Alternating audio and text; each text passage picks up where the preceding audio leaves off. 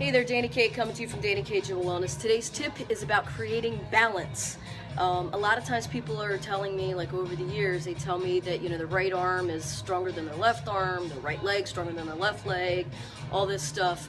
So I always tell people to work, with like dumbbells or, like one arm at a time, one leg at a time, that kind of thing. Because you want to try and create a balance. Now, obviously, we have a dominant side, left side might be dominant, right side, whatever. So you're not going to completely have, like a complete balance, 50-50 on each side, because we're always using one arm or one leg more than the other. But the closer we are, the closer we can get to creating balance with arms, shoulders, legs, whatever, the better it is for your body, for your joints. Imbalance creates injury. So if we can create a balance or a close to, possible balance, the less injuries that we'll have. So I always, get people, especially guys, like a lot of times, well, in my gym, we have a back room where there's the leg room, the inner and outer thigh, hip adduction, hip abduction. A lot of times guys think, oh, that's just women exercises, machines, whatever.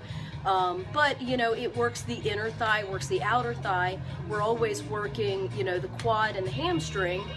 But if we work the outside and the inside of the legs, then, the knees, there's more of a balance.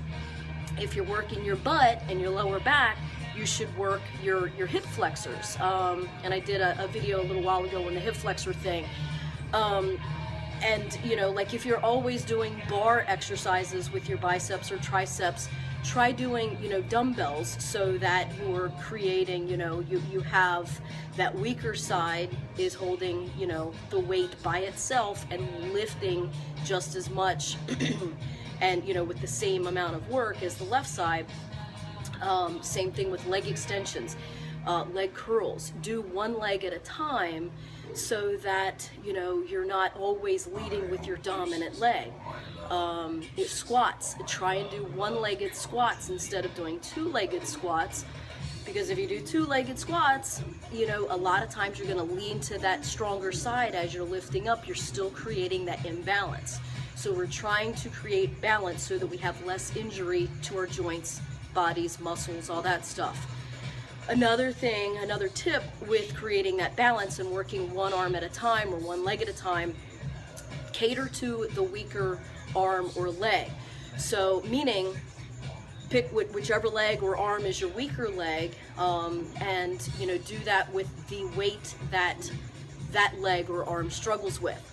So let's just say for bicep curls, if you are curling 15-pound dumbbell, if your right arm can do more, don't do more in the right arm. Cater to the weaker arm, the left arm, whatever. Hey, Kathleen. Cater to the weaker side so that, like if your left arm can do the 15, can only do the 15, but your right arm can do the 20-pound dumbbell, don't do that. I get that a lot through the whole 20 years that I've been working out. Well, my right arm can do more, so should I put the heavier weight in my right arm? No, because that continues to create imbalance. So put the 15-pound, dumbbell in the left arm, put the 15-pound dumbbell in the right arm, and then as you're getting, stronger, then the left arm will get up to par to the right arm. So you're strengthening the weaker side, toning the stronger side, and then creating that balance, that level of where both arms can do the 20-pound dumbbells, or like with the leg extension.